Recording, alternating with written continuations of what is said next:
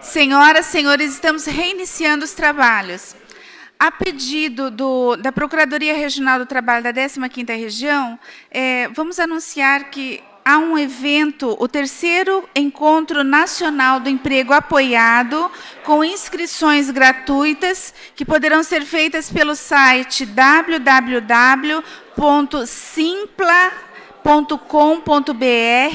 É um evento da ANEA, Associação Nacional do Emprego Apoiado, que ocorrerá nos dias 6 e 7 de dezembro, a partir das 8 horas, no auditório Bento XVI do Colégio Liceu. Passaremos agora à palestra A Proteção da Pessoa com Deficiência à luz da Lei Brasileira de Inclusão, com Maria Aparecida Gugel, subprocuradora-geral do Trabalho do Ministério Público do Trabalho, e presidindo a mesa, Maria Estela Guimarães de Martim, procuradora-chefe da Procuradoria Regional do Trabalho da 15ª Região. Boa tarde a todos. Quero agradecer ao doutor Zanella pela justificativa aqui na mesa de abertura, de eu não ter falado, mas diante até do adiantado mesmo da hora, né? E já estamos devidamente representados por duas procuradoras, a doutora Daniela e a doutora Silvana, eu abri mão para que adiantasse um pouco mais o evento, né? Aliás, as pessoas vieram aqui para ouvir os expositores, né? Então, não a procuradora-chefe. Então, por essa razão, estou justificando aqui a minha não fala na abertura. É um grande prazer fazer a apresentação da doutora Maria Aparecida Gugel, né, a expositora desse painel, minha dileta amiga. E vou pedir desculpas, mas eu vou fazer uma leitura de uma síntese, né, do currículo, porque o currículo dela é muito extenso, e também até pelo adiantado da hora, eu vou fazer só uma breve exposição aqui, ó. Doutora Maria Aparecida Gugel, ela é subprocuradora-geral do Trabalho, ingressou na carreira do Ministério Público do Trabalho em 1988.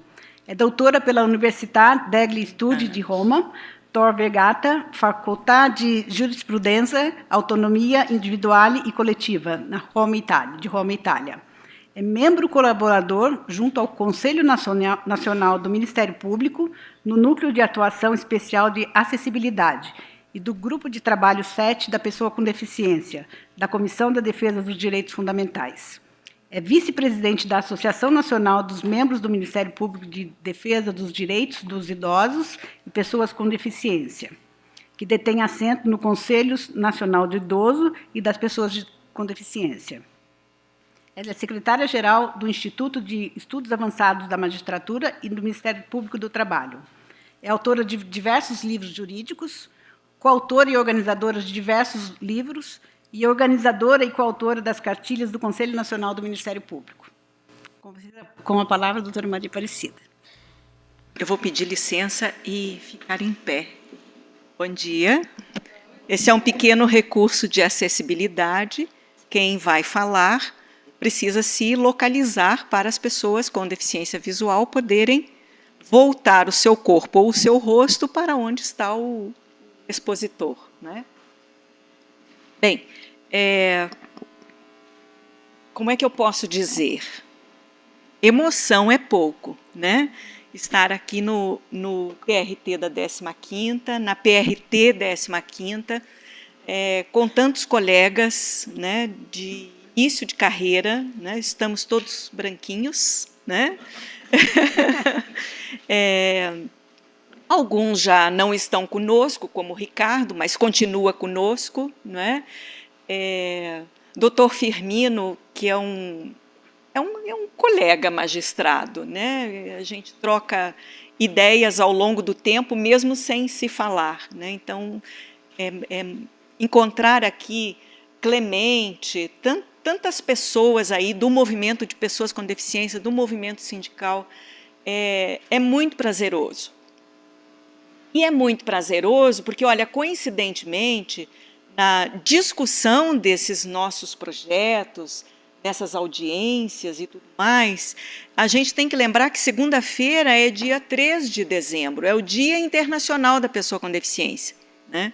Esse dia foi criado junto às Nações Unidas em 92, justamente para visibilizar as pessoas com deficiência no mundo todo, né? Então, que este evento também sirva para justificar esse dia 3, Dia Internacional da Pessoa com Deficiência.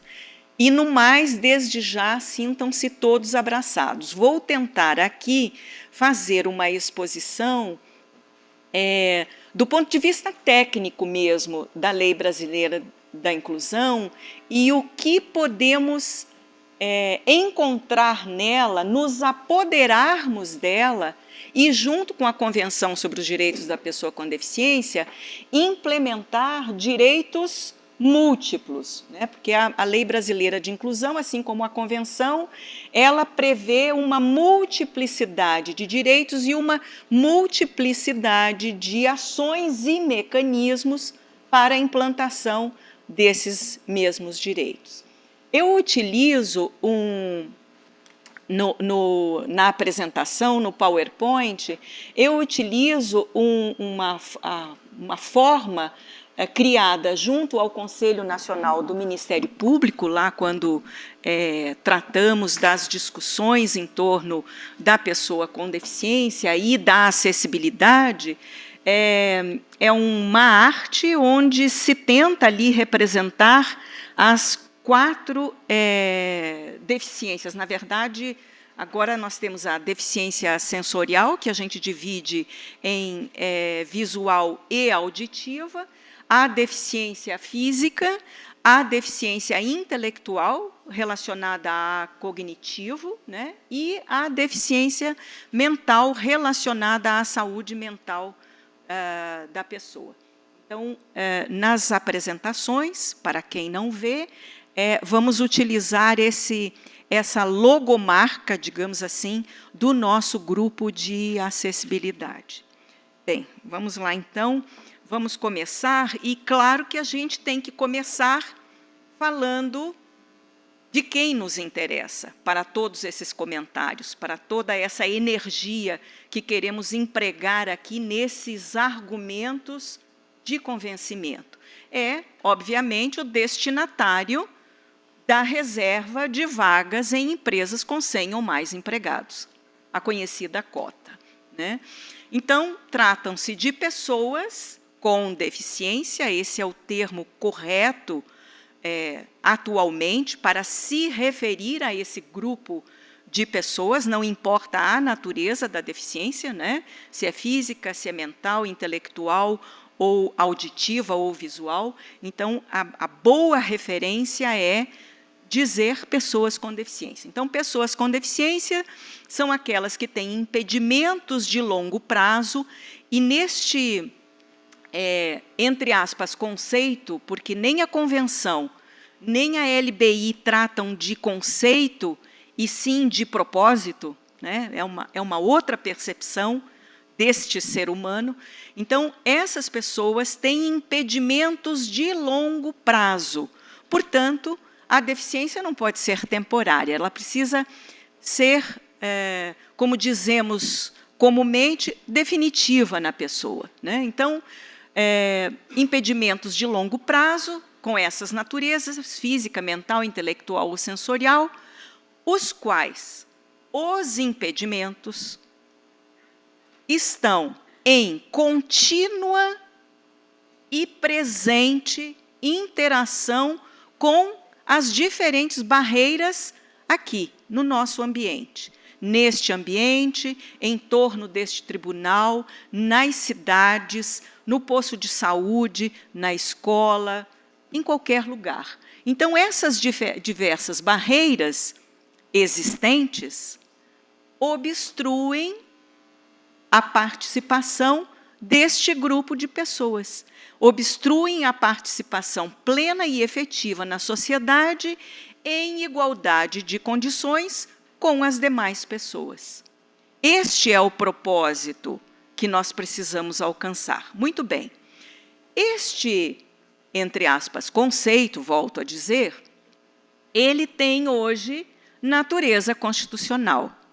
né, porque ele decorre da Convenção sobre os Direitos da Pessoa com Deficiência, ordinariamente posto na Lei Brasileira de Inclusão, portanto, seu caráter, assim como todos os direitos concernentes, inclusive este que eu vou insistir à exaustão, porque se trata da autonomia, independência e liberdade de fazer escolhas, que se chama acessibilidade.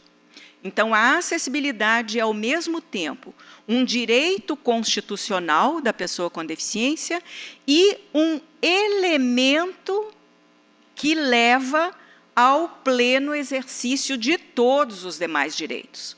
Qualquer um deles, saúde, educação, trabalho, informação e etc. Então, a acessibilidade, com todos os seus elementos, tecnologia assistiva, principalmente, e a adaptação razoável, um conceito que a gente precisa aqui trabalhar muito bem e dizer exatamente o que significa, são, ao mesmo tempo, direitos e instrumentos de acesso ao direito. Então, é o primeiro pressuposto que temos que ter em mente quando tratamos da Convenção e da Lei Brasileira de Inclusão. Muito bem, dizer quais são as naturezas da deficiência decorre de um outro documento internacional que se chama Classificação Internacional de Funcionalidade das Pessoas com Deficiência. Chama-se CIF, é a sigla, né? Então, a CIF é que tem o condão, a maneira de fazer com que as pessoas com deficiência sejam avaliadas segundo a sua funcionalidade. Então, ali nós temos questões de ordem ambiental, questões de ordem estrutural do corpo da pessoa, questões de ordem psicológica, daí porque chamarmos de efeito a avaliação biopsicossocial da pessoa com deficiência. Ela deve ser vista em toda a sua potencialidade, né, e ela é vista com todas as suas potencialidades e não com as suas deficiências. Então, é esse o objetivo do próximo passo, do próximo enfrentamento. Assim, e é importante trazer aqui para todos que, quando nós tratamos da pessoa com deficiência intelectual, estamos tratando do déficit cognitivo, porque não quer dizer a mesma coisa deficiência intelectual e deficiência mental. A deficiência mental ela foi trazida para a nossa percepção desse grupo de pessoas com deficiência agora, em 2009, com a ratificação da Convenção. E ordinariamente colocada na Lei Brasileira de Inclusão. A deficiência mental relaciona-se à saúde mental da pessoa, né? Então, essa saúde mental, ela, assim, a grosso modo, só exemplificativo, podem ser as pessoas esquizofrênicas, as pessoas com depressão profunda, as pessoas bipolares, as pessoas com dependência química, as pessoas, os alcoolistas, né, que fala, é isso, né? Então, nós temos aqui um novo grupo vindo para esse meio do movimento de pessoas com deficiência que merecerão a nossa atenção.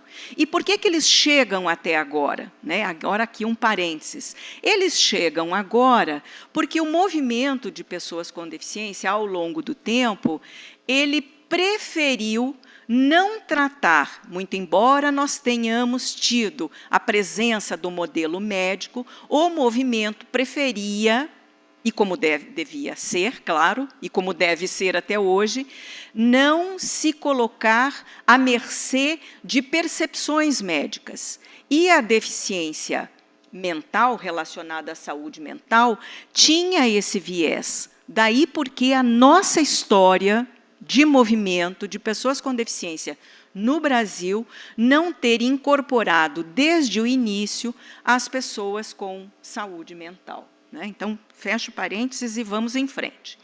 Muito bem.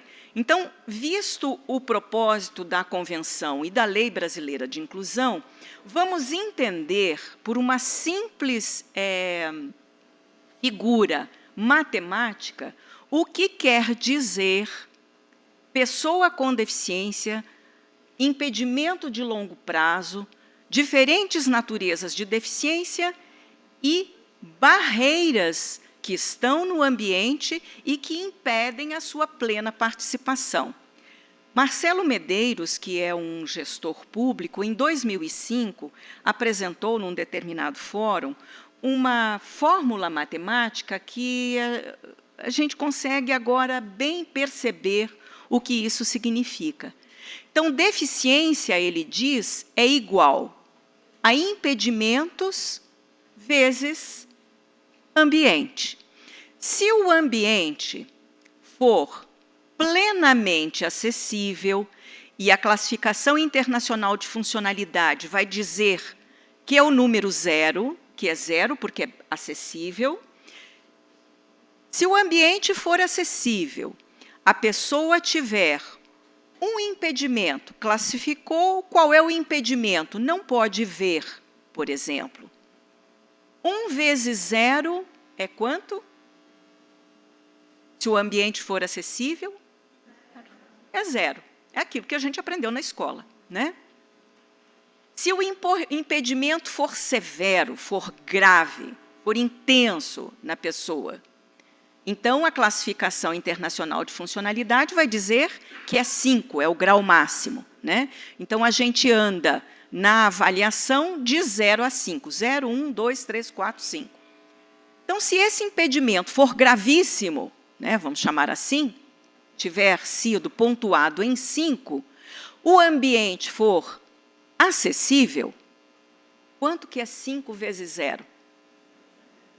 Obviamente que 0. Então, se você tem um ambiente acessível, não importa o grau da deficiência, como a gente dizia antigamente, né, antes da Lei Brasileira de Inclusão, o resultado será 0. Então, a deficiência, olha como é que eu vou dizer, a deficiência da pessoa, né, essa que a gente enxerga e, às vezes, se compadece dela, né? A gente é tocado pela emoção, ficamos sensíveis a ela. Então, essa deficiência que a gente vê, ela não faz diferença. Ela não atua negativamente sobre o indivíduo, porque ele tem autonomia e independência para viver naquele ambiente de trabalho, ou naquele ambiente escolar, de saúde, das cidades. Ao contrário, se foi classificado, se foi avaliado com um impedimento num ambiente, olha o que eu vou dizer, mais ou menos acessível, não existe isso, tá, gente? Acessibilidade é 100% ou é 0%. Faltou um elemento de acessibilidade, não existe acessibilidade. A acessibilidade, ela é mecânica, ela é simétrica, ela é medida, ela é por centímetros, ela é por elementos, né? Se faltar um elemento, nós dizemos que não é acessível. Daí porque não há níveis de acessibilidade. Não é 10%, 50% e etc. Não pode haver cronograma para a implantação de acessibilidade. Ela existe ou ela não existe. Então, se o impedimento for 1 e o ambiente for, agora aqui usando uma palavra inadequada, mas mais ou menos acessível, qualificado lá, avaliado em 1, quanto que é 1 vezes 1? 1.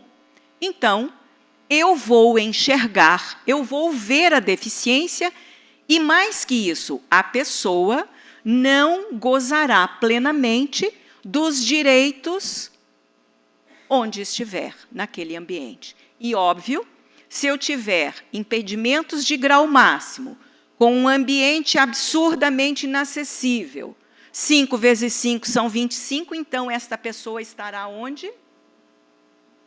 Onde que estará essa pessoa? num quarto, provavelmente, deitada numa cama ou numa rede, sem contato com o mundo, sem o exercício pleno dos seus direitos. É isso que quer dizer o conceito de pessoa com deficiência. A pessoa que tem uma natureza de deficiência, se colocada num ambiente hostil e inacessível, não gozará de seus direitos. É este o sentido do conceito de deficiência. Vamos em frente. Bom, então o que eu quero juntar aqui? Eu quero juntar os pressupostos da Convenção sobre os Direitos da Pessoa com Deficiência e da Lei Brasileira de Inclusão. Dizer aos senhores que os pressupostos mais importantes para a nossa discussão aqui de cumprimento de reserva mais acessibilidade. Nós hoje não podemos enxergar o cumprimento da reserva nas empresas com 100 ou mais empregados sem avaliar, constatar, discutir e implementar a acessibilidade, porque uma coisa não andará sem a outra, não é? Sob pena de exclusão no próprio trabalho, o que é mais cruel ainda, não é? Porque você estará discriminando a pessoa com deficiência por falta de elementos de acessibilidade que permitam que ela desenvolva o seu trabalho, desenvolva a sua produtividade e, ao final, participe de processos de promoção, de processos de treinamento, etc., etc., porque, por alguma razão, por falta de acessibilidade e adaptação razoável, que já vamos ver aqui o conceito, deixou de ocorrer na empresa. Daí porque o belíssimo projeto, né, tudo que é da casa da gente, a gente gosta, né, o belíssimo projeto hoje do MPT de intensificar o cumprimento da reserva de vagas somada à acessibilidade nos ambientes de trabalho. Vamos em frente. Então, se eu pudesse escolher na Convenção e na LBI elementos que efetivamente caracteriza e enaltece esse movimento pela autonomia, independência e liberdade de fazer as próprias escolhas à pessoa com deficiência, por esses documentos internacional e nacional, eu diria que é extremamente importante olharmos para o artigo 4º, as linhas A e B, que determinam ao Estado brasileiro adotar medidas legislativas, administrativas, práticas e etc., para modificar ou revogar leis, portarias, decretos. Abro parênteses. Ultimamente, nós temos tido decretos que vão na contramão da determinação da Convenção Internacional e da própria LBI, dizendo que o administrador público poderá, num concurso público, não disponibilizar adaptação de provas, por exemplo, né, os recentes decretos aí. Então, essa obrigação do Estado brasileiro adaptar as suas leis e as suas boas práticas é fundamental para que estejamos em sintonia com esse documento internacional de natureza constitucional. A gente nunca pode esquecer esse binômio, né? Bom, então, ressaltemos lá da Convenção e da LBI a igualdade e não discriminação, lá do artigo 5º, artigo 4º e seguintes da LBI, e que o doutor Firmino aqui lançou todos os argumentos e eu pulo, né? A acessibilidade do artigo 9º da Convenção 53 e seguintes da LBI, que nos impõe esta conversa hoje, esta conversa qualificada sobre conceitos, sobre aplicação, sobre implementação de regras, de leis, de normas técnicas de acessibilidade. vocês não vão esquecer mais de mim. Sabe por quê? Porque a acessibilidade em relação à pessoa com deficiência, ela é medida em centímetros, em milímetros às vezes. Porque é a largura de uma porta, a possibilidade de a pessoa gozar do direito básico de ir ao banheiro, de ir ao toalete, por exemplo, quando está dentro de um hotel, né? E a porta não permite a passagem da cadeira de rodas, o transbordo para o vaso sanitário ou para o box onde teria que tomar banho. Então, a acessibilidade e deficiência, ela tem esse viés milimétrico, contado, necessário, né, para o exercício pleno desse direito. Bom, então, o reconhecimento da capacidade, da igualdade perante a lei também é um elemento importante que eu vou deixar aqui de evidenciar, mas que hoje nos dá a percepção de que a pessoa com deficiência, pressuposto básico, goza plenamente de todos os direitos civis, né? A exceção deverá, ou melhor dizendo, ser aferida por meio de mecanismos, né, de novos institutos, como a tomada de decisão apoiada ou a revisão qualificada que foi feito no processo de curatela, que leva àquela antiga percepção da interdição de determinados direitos à pessoa com deficiência. O único direito permitido à curatela hoje é o direito de gerir os seus próprios negócios, o cuidado com o seu patrimônio e etc. Então, vejam que o fundante, a base da autonomia, independência e liberdade de fazer as próprias escolhas, ela está em todo o espectro da lei brasileira de inclusão. Vamos lá. Voltando aqui à acessibilidade. A acessibilidade tem esse contorno, tem regras específicas, a Lei Brasileira de Inclusão, copiando, né, aqui, trazendo os conceitos da Convenção, diz quais são as barreiras, né? Nós temos barreiras de diversas naturezas, arquitetônicas, de informação, de comunicação, de atitude, né? Mas o mais importante para nós aqui é saber que a igualdade de oportunidade com as demais pessoas, ela só poderá ser usufruída com o cumprimento, volto a dizer, destes comandos de acessibilidade que estão aí espalhados nas leis 10.048, 10.098, nas normas técnicas da ABNT, a mais importante dela, que a gente usa mais, e ao final aqui eu vou deixar uma cartilhinha bem maneira mesmo, lá do Conselho Nacional, que ensina a cada um de nós como enxergar a acessibilidade nos ambientes, né? E você fica tão treinada que você entra nos ambientes e diz, que feio, né? Que chato. Né? Então, ao final, ela vai estar ali. Bem, então, relacionada à acessibilidade, implantada a acessibilidade, antes, porém, eu esqueci de dizer, e vou dizer agora, o centro da Convenção mostra que, no futuro, o que nós temos que cuidar é do desenho universal nas nossas estruturas, nos nossos prédios, nas nossas praças, em todo lugar onde vamos. Esse é o objetivo principal da Convenção, né? É fazer ambientes para todos, de maneira que todos convivam e usufruam desses ambientes, sem haver necessidade de transformação nesses ambientes. Pois muito bem, havendo necessidade de transformação, aplica-se a acessibilidade.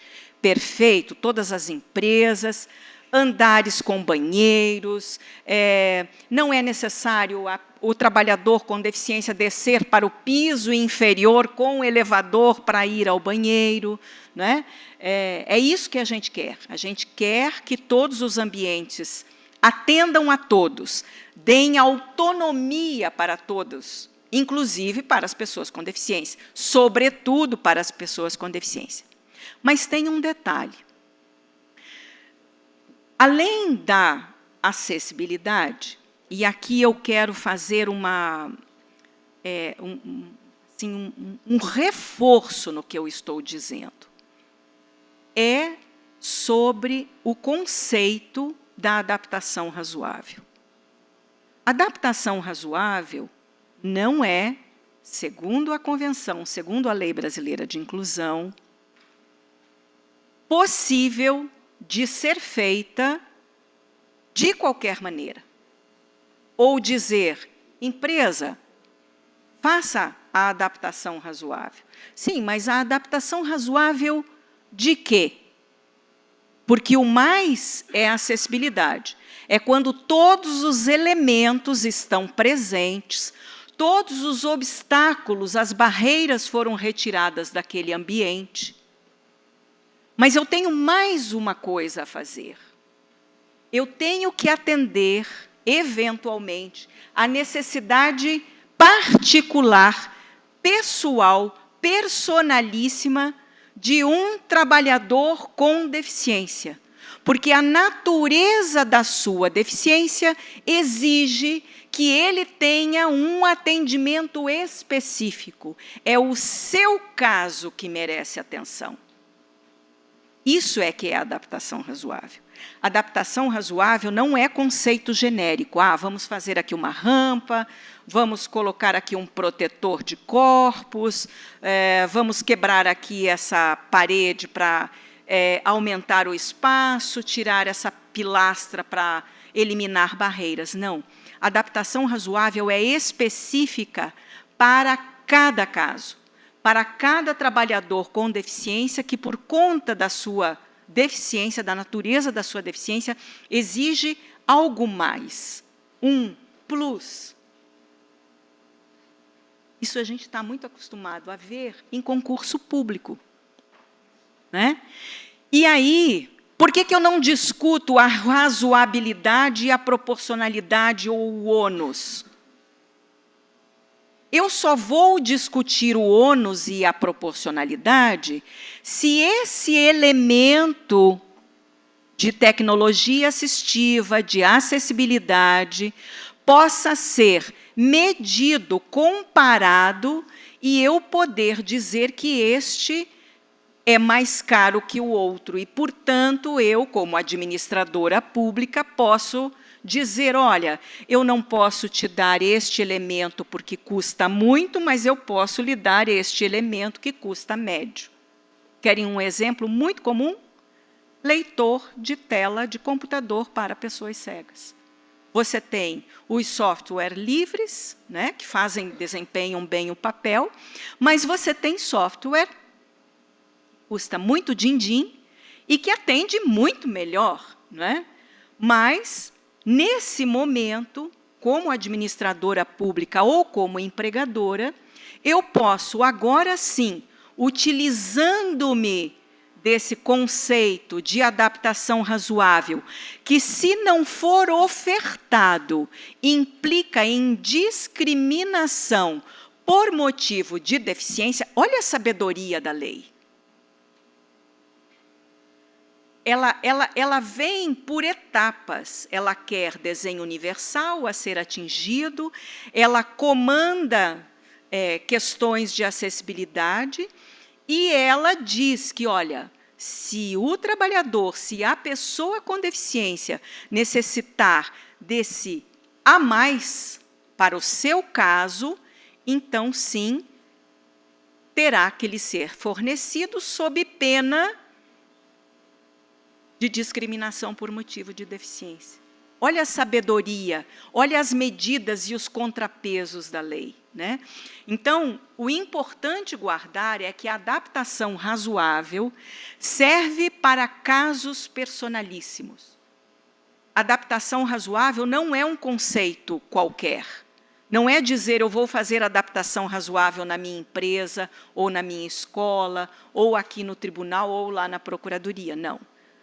Para esses locais eu implanto a acessibilidade. Para o indivíduo, a pessoa, o trabalhador, a trabalhadora que necessitar, eu implanto a adaptação razoável, se dela necessitar. Então, é muito importante que a gente tenha muito claro esses conceitos, né? E, daqui para frente, argumentar com esse empregador as necessidades da pessoa com deficiência.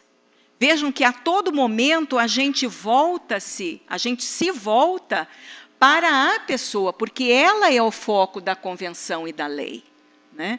A pessoa é o nosso foco, o nosso objetivo. A pessoa é que terá que ter o exercício pleno dos seus direitos. É a pessoa que terá que ter autonomia, independência e liberdade de fazer as próprias escolhas. Então, se eu pudesse aqui lhes dizer o que é mais importante dentro da Convenção e da Lei Brasileira de Inclusão, eu digo 1000 vezes, é a acessibilidade. É a acessibilidade. É a acessibilidade, adaptação razoável, fornecimento de tecnologia assistiva. O resto é consequência. Dentro do ambiente de trabalho, o restante será consequência. Por que eu digo que será consequência? Porque nós não podemos mais viver hoje, na comunidade brasileira, ouvindo de empregadores dizerem que não encontram pessoas com deficiência qualificadas para o exercício da atividade na empresa. Por que nós não podemos? Por que com os demais trabalhadores não é feita essa exigência? Exige-se currículo, experiência e tudo mais. Mas por que determinados trabalhadores não se enxerga essa exigência? Por que se diz, não, vai treinar aqui no trabalho, vai aprender aqui a função? E por que a pessoa com deficiência não pode ser assim também? A lei agora está dizendo que sim. Então, hoje nós temos um mecanismo possível,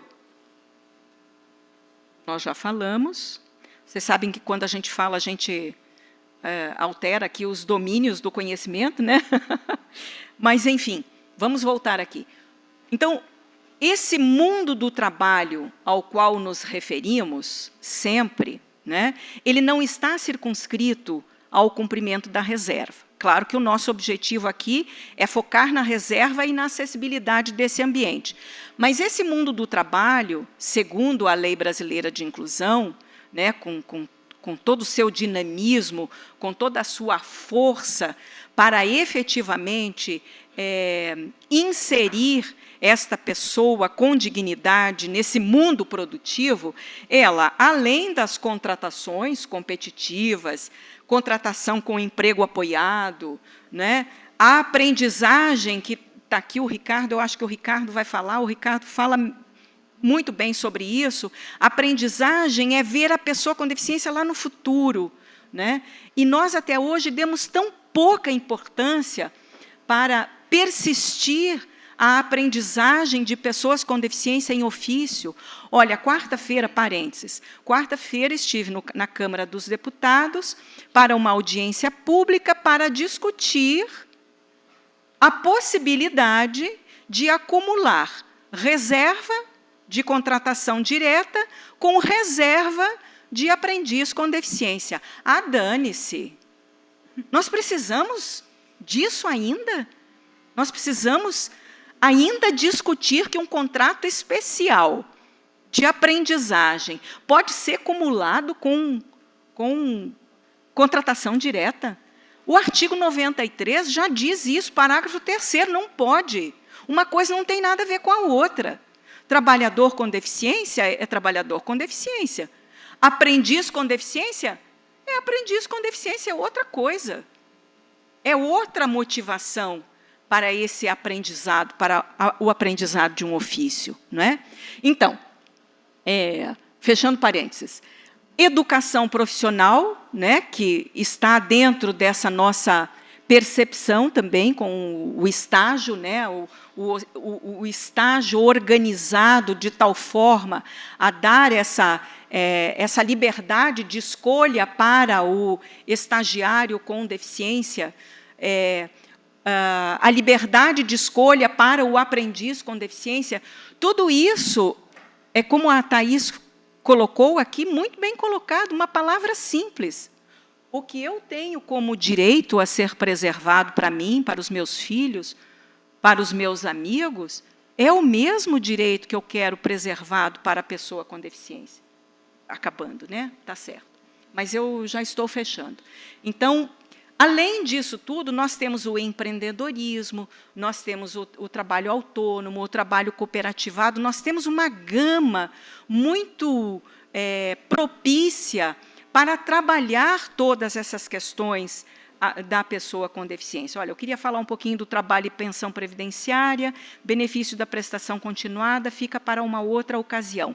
Mas, se me permitem tomar assim 5 minutos do seu tempo, porque o mais importante eu já falei, e ele diz respeito à acessibilidade, e já que nós estamos aqui numa casa julgadora, preocupa-me muito, e aos meus colegas de Ministério Público e à sociedade civil organizada, a tomada de decisões sobre questões relacionadas à compatibilidade de função. Ainda se fala isso. Olha, a convenção não dá limites para a pessoa com deficiência. A Lei Brasileira de Inclusão diz que não há restrição ao trabalho à pessoa com deficiência. E nós não podemos suportar mais nenhum julgado que diga que há compatibilidade de funções entre a deficiência e a atividade ou aptidão plena para o exercício da função.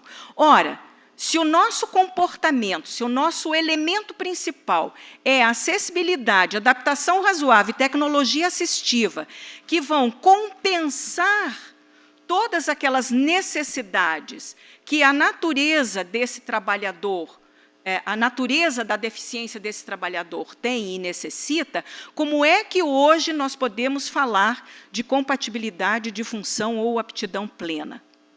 Então, por favor, olhem, enxerguem, sindicatos, patronais e profissionais, por favor, não negociem cláusulas de exclusão, de reserva de vagas para trabalhadores, não importa o ofício, não importa a atividade, não importa a função.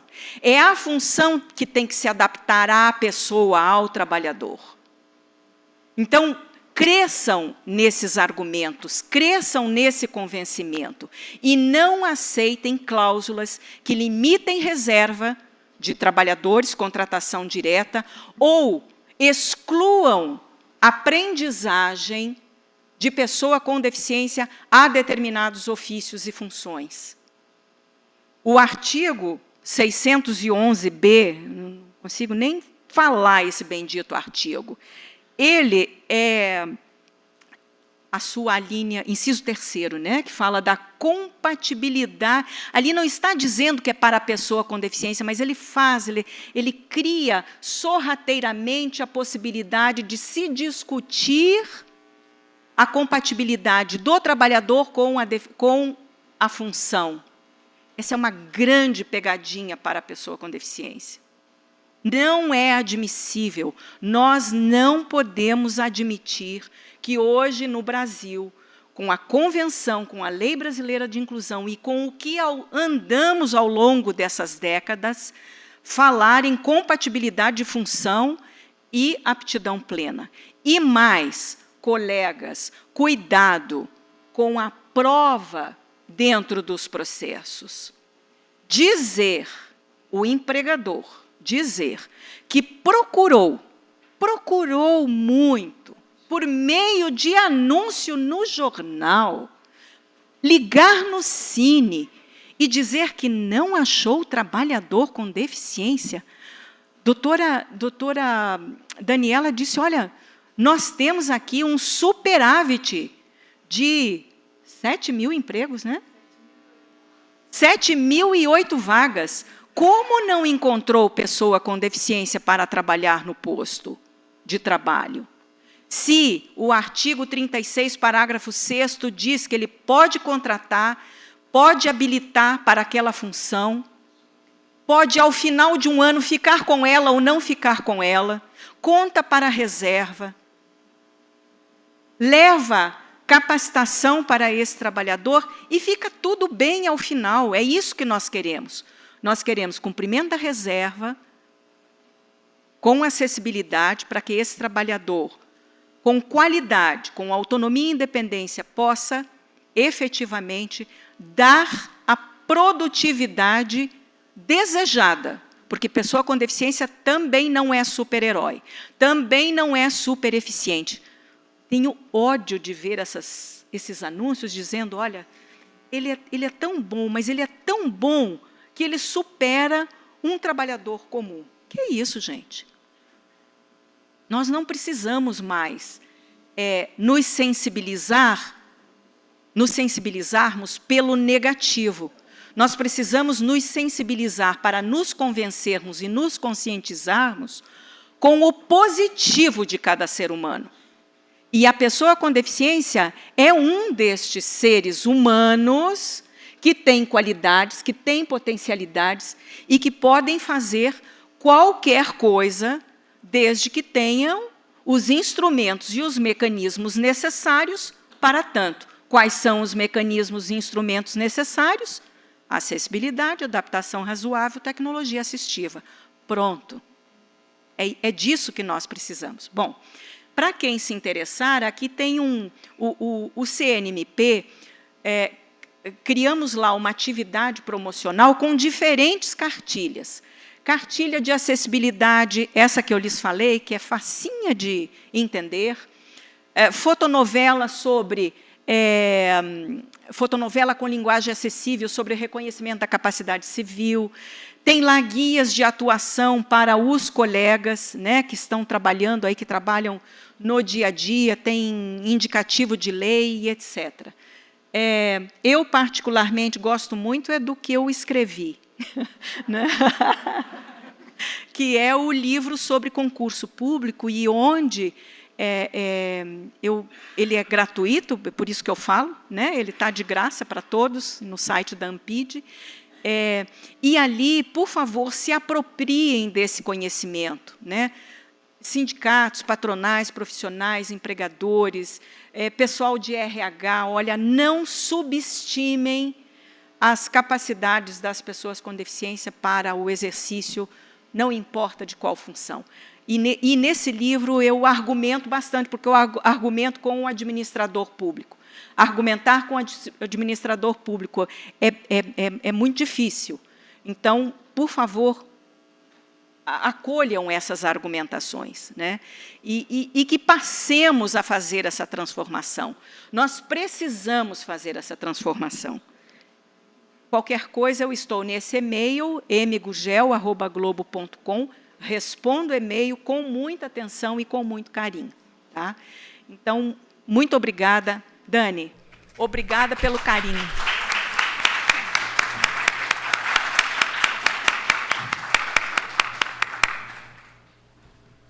É sempre muito bom ouvir a doutora Cida falar, né? Poderíamos ficar aqui horas ouvindo, né? Mas, infelizmente, temos que ficar oprimindo com o relógio aqui, ó, encerrando o tempo, que ainda temos outros expositores, né? E, diante do tema que a senhora colocou, acessibilidade, estando na chefia da Procuradoria Regional do Trabalho da 15ª Região, é com grande alegria que eu digo que hoje estamos mudando, né, o nosso prédio, e hoje o prédio novo é plenamente acessível. Estamos ali na Pedro Anderson, temos rampas de acesso, piso tátil que vai ser instalado, os elevadores com áudio e painel em braille, temos vagas na garagem para pessoas com deficiências, em todos os andares, nos 14 andares, temos banheiros adaptados com PCD e temos 2 gabinetes reservados a procuradores com deficiência. Que bom. Então, é bem confortável, né? Ouvir uma palestra dessa e estar como órgão público, né, cumprindo essa regra. Tá? Parabéns. Mas, antes, eu só gostaria de, em nome do doutor Zanella e da doutora Daniela. Melhor parte. Passar essa, Não divido essa com lembrança ninguém. e agradecer mais uma vez pela palestra. Obrigada, Estela. Obrigada. Obrigada e declaro encerrado esse painel.